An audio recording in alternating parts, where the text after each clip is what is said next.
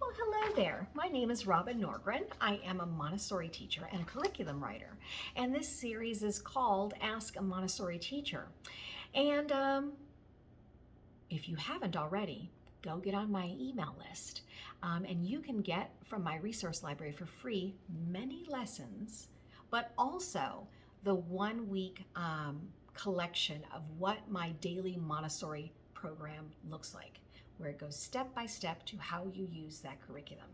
The beautiful thing about the curriculum is it's 1 year, but you know, if you're in a primary classroom, it's actually 3 years. And what you get to do is you get to categorically go through the whole classroom, know that by the end of the year you have touched everything, and then even if you didn't get all the lessons, because you'll have some sort of system like highlighting or circling, where when you come around year 2, you can see exactly where you take the children. Here's another big thing about the curriculum. If you get someone that comes in mid-year, you're able to go back and see very quickly, this is what I have not done with them. Right? So it's very beautiful because in that way, you're keeping yourself very organized without having the tedium of constantly going back and checking this off and checking that off and making sure they're doing what they're doing, because you are going to look down and go, well, nobody's had the brown stare lesson. We need to make sure that gets done. We haven't learned how to do the snake game yet. And so it really helps you have the confidence that within this curriculum somewhere, you're hitting everything in a traditional Montessori classroom. So that's the beauty of it. All right, now what I want to do now that you know what this is about, is I have found that there are still questions, even when you buy that curriculum, about how to actually put it into the classroom, especially if you're a first-year teacher, right? Because you come out with all this information. You're excited to share this information, but you also know this is a lot of information. You are looking at anywhere from 22 to 30 children in your classroom. Hopefully you have an assistant. Sometimes you have two, but those assistants have not been trained like you've been trained. And so you really are keeping it all in your head. That's what I wanted to get rid of, the keeping it in your head. I want you to be able to go in and just experience your first year the way it should be experienced. This is what it's like to be a Montessori teacher. Okay? All right, so let's get to the questions. Here's the first question. Well, let me give you some context. She says, I finished my certification and I am a lead teacher and I'm learning, but I have no place to ask or get guidance, okay?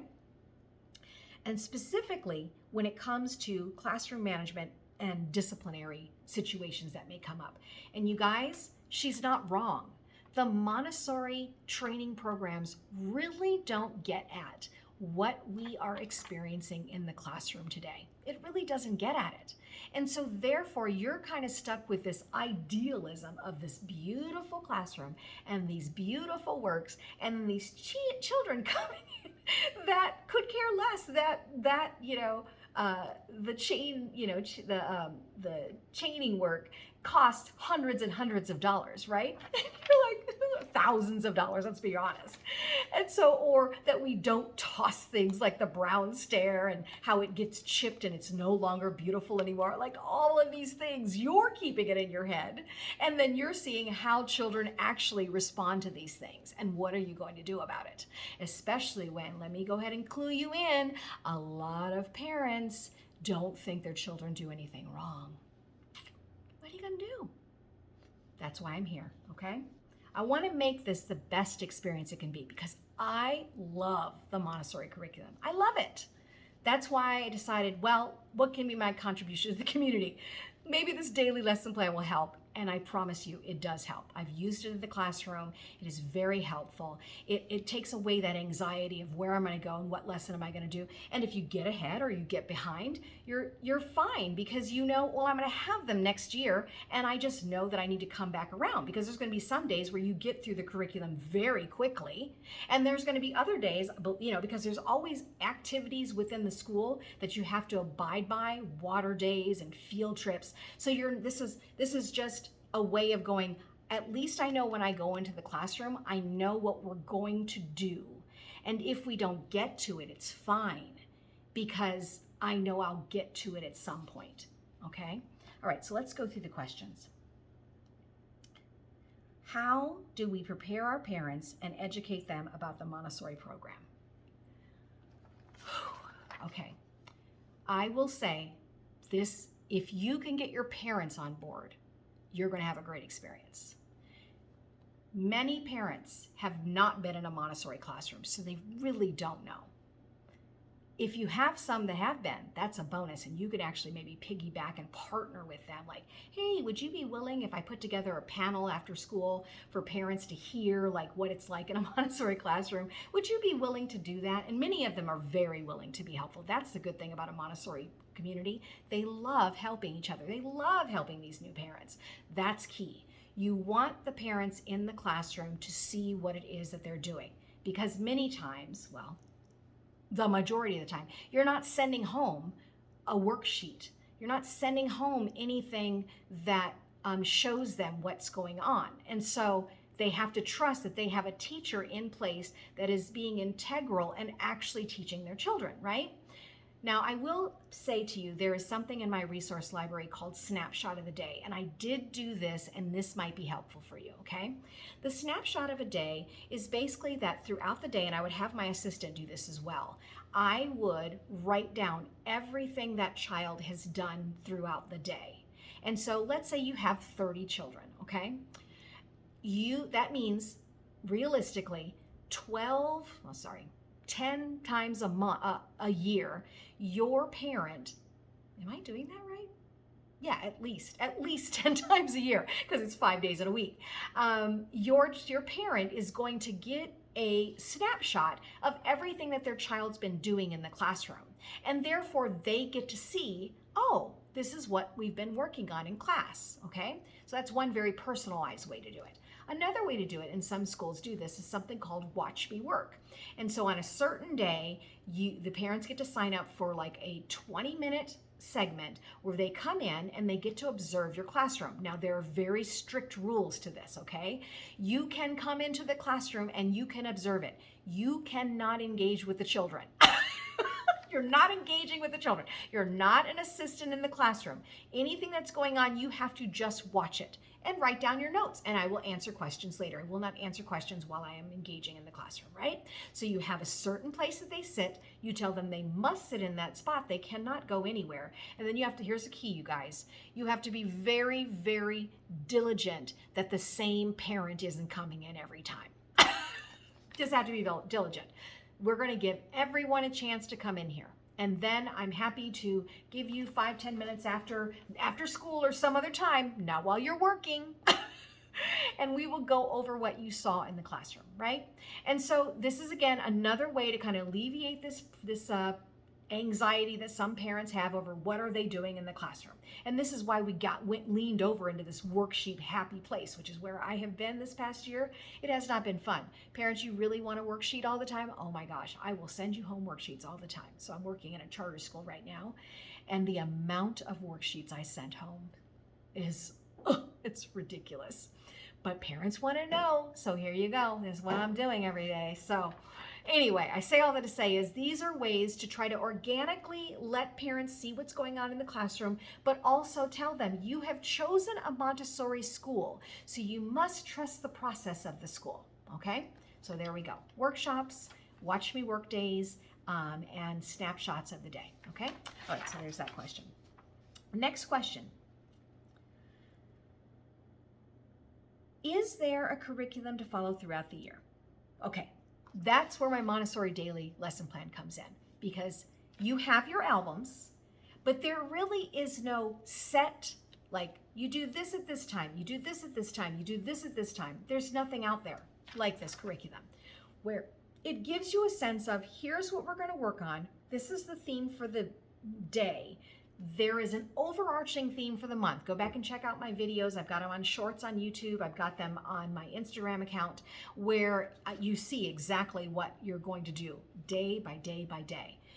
Now, you don't have to stay within that framework, right? So let's say you find that they have an interest in doing something else. Fair enough. But it's like you walk into the day not feeling like this anxiety of what am I going to give them today? You look at it, you go, oh, they're actually past this. I've done this. Here's another beautiful thing. If they're moving quickly or you have a more advanced class, you just turn the page. All right, well, I've done that and I've done that and I've done that, because it builds. It is a scaffolding methods where you are able to see, oh, I did this, now I go to this, now I go to this, now I go to this. Same way with how to teach them letter sounds, how to teach them sight words.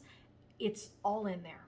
It's all in there, you guys. Okay, next question is, okay, I feel like I'm always preparing and gathering lessons and I don't have time to read and improve my skills. First year teacher, you do not have time to read and improve your skills. You do not. Year one is about, let's see how this thing works. That's what it's all about. Let's see how this thing works.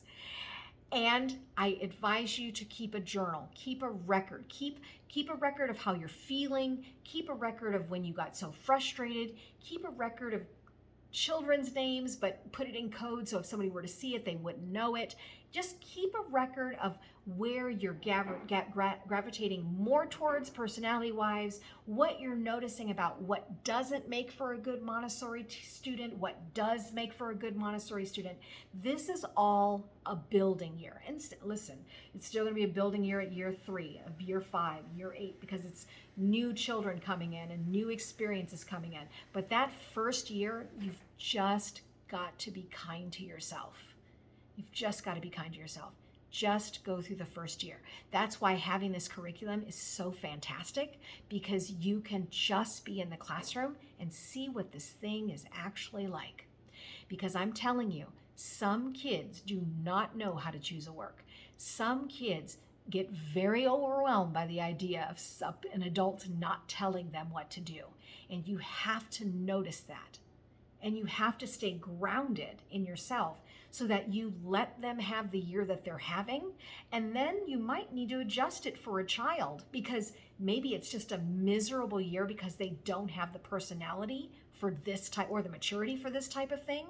And this is the feedback that you want to give parents. I know you love the idea of Montessori. George doesn't respond well to this kind of environment. George needs to be in a classroom where they tell him what to do and when to do and how to do this. Some kids are very overwhelmed by this, but you have to be able to step back long enough to be able to see it and notice it. Notice how other kids can easily do it and George can't do it, so that you have a real sense of authority when you go and present this to a parent, okay? All right, next question. Is there a list of jobs for the assistant? There is. There is. There's a list for an assistant for primary. There's an assistant list for lower upper elementary, lower elementary, upper elementary, junior high, high school, because each of them has different needs. So you can probably find it just by Googling it. I'm also happy to put one together and put it in the resource library, so I'm going to start working on that. Thank you for that suggestion. But yes, what you want to do is you want to kind of lay a groundwork. You definitely want to make sure your assistant is on board and really figure out, is the assistant that you have, could they make a potential good co-teacher? I don't know. And again, that's up to you. It's your comfort level for how much you want to give some of this over to someone else. But many assistant teachers can be good co-teachers and they love it.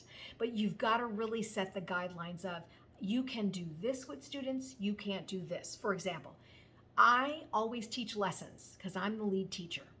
You can come back once I've given a lesson, because you've watched how I've given a lesson, and you can then reteach if you see someone struggling or not remembering how to use a work. What you can't do is you cannot teach a lesson, and you really have to be very firm about this. Another thing, you can't come in and save the day for children. If I'm not going in to save the day, you're not going in to save the day, okay? Another big one. Good job, great job, that's so awesome. We're not using that language in this classroom. You have to be very firm about the things you want to be firm about, and you have to be willing to let go of some other things, but you've got to decide which things are like non-negotiable in your classroom. So yes, find the template, but also know as you go through the year, you are the lead teacher. You can tweak what your expectation is for your assistant as we go along. And you just tell them, listen, this is a living organism, this classroom environment. We're going to see what these kids need. I'm going to ask of you to do things. I would love to have your feedback. But when it comes to parents, the buck stops with me. Parents are talking to me. So you need to follow my lead, because then I can cover you if something ever comes up where they say the assistant teacher did X, Y, and Z. I can say, well, that can't be true because my assistant teacher doesn't do those things, right? Okay, so it's a covering for her, but it's also keeping you as the head of this classroom, because you're the one that does the newsletter. You're the one that does the parent-teacher conferences. You're the one that has those hard conversations with parents. And if this assistant teacher thinks that they are the teacher too, you need to nip that in the bud. They are not.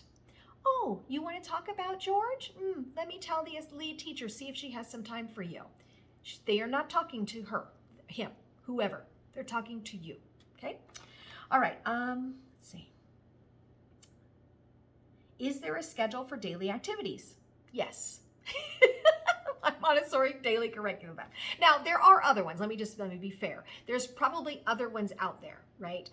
But you have to be mindful of, you need to see the whole cycle all the way through to the end. Because the thing is, if you're just picking and choosing, the fact of the matter is by the end of the year, you're going to have a very anxious kind of undercurrent going on, because you're going to think, did I teach them about the letter A? Did I teach them about, adjectives? Did I teach them about this? And so you can cherry pick. I'm not going to say you can't, but you must also have a system in the cherry picking of things that you want to do. And so that's why my Montessori daily curriculum is so great, because you do see the list of activities. You do see where you're going. Oh, yes, we did cover Antarctica. Oh, yes, we did talk about prepositions. Yeah, they do know what an article is. So you know all that, so that by the end of the year, you're like, okay, even if I didn't touch on it fully, they've at least had a sense of it. Year 2, I come back around and reinforce it. Okay. How can I evaluate a child to see if he's good to be in a Montessori environment? I don't think you can, year 1. I just don't think you can.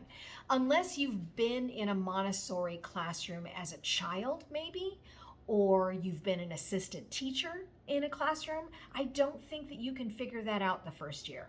I think there's just a lot of observing on your part and taking notes. And by the end of the year, you will have a really good sense of who can be successful in this classroom. My hope is that you have an administration that has run a Montessori school long enough that they know how to come in. And so you can say, it seems like Sarah doesn't really seem to want to choose work, or seems a little bit overactive and that sort of thing. Would you mind coming in and doing an observation of her for about 5-10 minutes and giving me some feedback on it? That would be ideal, because most times, fingers crossed, admin in Montessori have been teachers in Montessori. So they know exactly what is going on, and they know when a child's going to be a good fit for this kind of program. Okay. How do I prepare children at the beginning of the school year? What kind of lessons should I present to them? And then she also goes on to say, our program has lots of new Montessori students who've never been in a school before, and they're new to the Montessori program. Okay, again, non-traditional. I started non-traditional, and then I pull them into traditional of what a Montessori class is. So again, it's not the ideal. What you're doing is, let me take that back. It's not the ideal if you're coming out of a Montessori training program and you're like, you can never touch anything that's plastic, and you can never have them doing anything that's not purely Montessori. This is an unrealistic expectation. It's an unrealistic expectation, okay? When we think about the idea of following the child, if a child has never been in a Montessori program, what you are trying to do is you're trying to teach them how to roll out a rug, how to choose a work for themselves, how to carry a tray, how to complete a work fully and then put it back on the shelf in the proper place for the next child to choose it, how to work on their own. All of these things cannot happen in a week. You have to give yourself a good 30 days. So at the beginning of a Montessori school year, especially with one that you're looking at, because I've had a classroom like this where the majority were 3-year-olds. It was wild. You almost have to treat it like a traditional preschool program. What that means to me is, yes, it still looks like a Montessori classroom, okay? But I had a lot of one-person art available. I had a lot of practical life available. And I had sensorial available, okay? These were available. Some things I would put, like if there was a shelf that I did not want them to touch, okay? You could put like a cloth or something over the shelf, and you just say, oh, when there is a cloth on the shelf, that means it's unavailable to you, right? Okay, and you just set that, right? You have a walkabout in your classroom and you show them what is available and what is not available to them. I also didn't force a 2.5-hour, 3-hour work cycle. Like, it's just not possible at the beginning of the year. So I would have them work on things, and then we would do a group activity. And then they would work on things, and then we would do a group activity. So I would go back and forth like that, just kind of marrying in. And then as the weeks progressed, I eased off on the group activities and made it more of the one-on-one work. Can you work with a friend? Probably letting that happen a little more at the beginning of the year, but you're also talking to them about very soon our classroom is going to start to change. And you tell them slowly what the changes are going to be, right? So you have to trust yourself that you know where you're going. In your head, at the end of 30 days, any sort of like Lincoln Logs, let's say, or Legos, those are going to leave the shelf, but they can be there at the beginning of the year. It's still one-person work. It's still, if you're going to say 2-person work, it's still 2-person work. So you're introducing the concept that there is going to be 1-person work, which you sit quietly and you concentrate. But it's not all, it's not always going to be Legos. It's Legos today because we're trying to survive. It's Legos, but it's not going to be Legos always. It's not going to always be, you're, sorting things. Just all of the things that if you go Google Montessori practical life activities, and especially if you've been in an AMI Montessori program, you're like, my head is like flipping around and turning around like, I don't want to do this. You're going to have to figure out a balance, okay? Because at the beginning of a year, especially with so much newness, a lot of them don't have the concentration to be able to do where you want them to go. Not yet, okay? So you just say, this is here for now, but this is where we're going.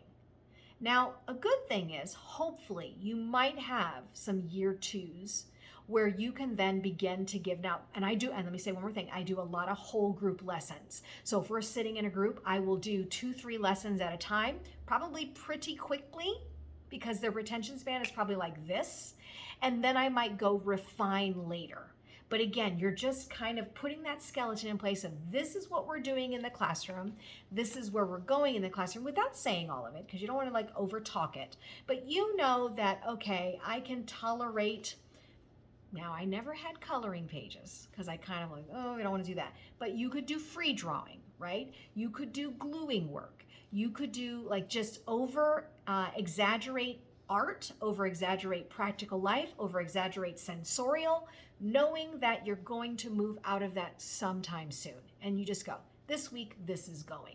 This week, these are going. This week, I'm going to make this shelf available. So I'm going to take the sheet off the shelf and now they can see it. Those sorts of things, okay? All right. Is there a special Montessorian charge for behavioral checklist? Not that I'm aware of.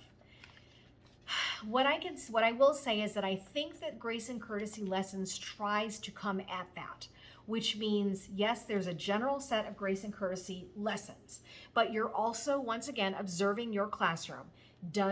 Is there a lot of hitting going on? Is there a lot of like loudness going on? Is there a lot of, so then when I see that, then the next morning or sometime during a morning meeting or an afternoon meeting or at the end a wrap up, how did the day go? I'm having conversations about those. Those now become my new Grace and Courtesy lessons. As far as behavioral charts are concerned, a lot of it is just kind of like this no-no kind of thing when it comes to Montessori. And I will say, even in a charter school classroom, because I've done charter school classrooms where it was Montessori, and I've done charter school classrooms where I actually was a teacher teaching kindergarten curriculum, I have never done a behavior chart. Now, I'm sure there were a couple of students that probably would have benefited from a behavior chart. The problem with it is it becomes so very performance based. For me personally, it kind of gets out of alignment of what Montessori is. That being said, you don't go by what I say, you go by what your classroom needs. So if you're seeing that Celeste needs a behavior chart, then you create a behaviors chart specifically for Celeste. What does Celeste need to work on? Even in group meetings, when we have our classroom meetings together, I will go, we're always learning to improve ourselves, right? And I've had classroom meetings like this. I want us all to think about something that we would like to work on. Sometimes I would do it in whole group. Sometimes I would say, now come see me later, and I would like you to tell me what it is that you would like to work on. And then I would make a note of it. And then we would talk about it every day. I shouldn't say every day. We would talk about it, especially if I saw them working on it, or if we saw we weren't really working on what we said we were going to work on, and we'd have a conversation about it. Okay. All right. Let's see. How can I track the students' work and make sure they're spending enough time around classroom areas? So I would say, and you probably can find this on the internet, the rule of thumb is some kids will always stay in practical life. Some kids will always stay in sensorial. It's just the way it is.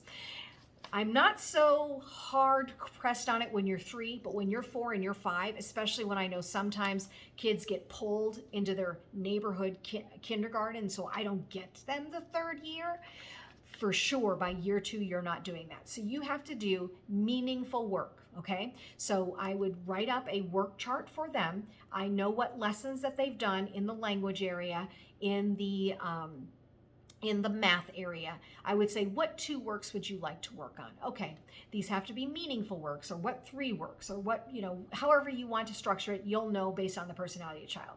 They need to be meaningful works. You need to touch base with me. I had clipboards, so they would keep their work chart with them. They would check it off. I would have my assistant check with them, or if it was someone that was particularly tricky, I would be checking. And then if I didn't see that the quality of work was there, I would note that. And then the next day when we sat down together, I'd have a meeting with those that had work charts, and I would say, okay, let's talk about this. How was your work yesterday? How hard did you work on this? And we would have conversations so they could have an internal check on what it means to work hard in a classroom. Okay. Let me see. We learn in cultural studies some lessons like 3-part cards, matching objects to pictures, and some of these are for 3-year-olds. How can I make this suitable for 5-year-olds in order to make the lessons long, like writing, coloring, and that sort of thing? My favorite thing about the Montessori classroom is the cultural area, because there are so many ways to have those older children love learning about the world. Couple ways that I did it was, would you have to, and this is the beauty of me being in a charter school, there's also writing expectations for kindergarten, which is they have to learn how to do informative writing, narrative writing, these sorts of things. So what I would do is I would build that around the cultural area. So let me give you an example. I would say, we're doing Africa, okay? If there's anybody in my classroom who is from Africa or who has visited Africa, I would invite them in to give a 2 to 3 minute presentation. And I'm telling you, be firm on this. Like, you need to show me up front what you're doing. You need to be willing to cut them off at the 3-minute mark. This is not your time to shine as the teacher you always wanted to be. These are little kids. You better make it engaging for them. That means you need to bring in props. You need to make it engaging, and it should go no longer than 6 minutes. That's including props, okay? I'm telling you, do not make this mistake of letting a parent go rogue. It's not fun. Okay. But then for the older kids, I would also pull in, like, okay, there's lots of architecture, and I would give them ideas. There's lots of food that go along with this. There's lots of things that have to do with how the people lived. And I would give the kids, the students, an opportunity to go home and do an extension project where they then get to present it in class. They loved it. They loved it.